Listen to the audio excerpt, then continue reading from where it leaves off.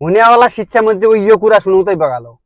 कुनै पनि सामाजिक अभियन्ता हुनलाई कुनै विश्वविद्यालयको सर्टिफिकेट चाहिँदैन, कुनै एकदमै ट्यालेन्ट विद्यार्थी चाहिँदैन, एकदमै इमान्दार मान्छे चाहिँदैन। त्यहाँ सिर्फ चाहिन्छ अर्काको विरोध गर्न सक्नुपर्छ, अर्काका काण्डहरू पत्ता लगाएर त्यही विषयमा ठुलो चर्को विरोध गर्न सक्नुपर्छ, अनि सामाजिक अभियन्ता भइन्छ।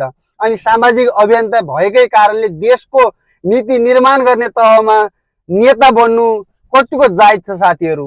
उहाँहरूको बोली सुन्दाखेरि लाग्छ मलाई उहाँ कुनै ठाउँमा फिट नभएर यो सामाजिक अभियन्ताको नाउँमा चर्को बोल्ने, अर्काको विरोध गरेर राम्रो। अहिलेको जनता के छ भने चाहिँ जो पनि नकारात्मक कुरा सुन्नमा एकदमै माहिर छ क्या टोलीहरू, राम्रो कुरा कसैले पनि सुन्दैन।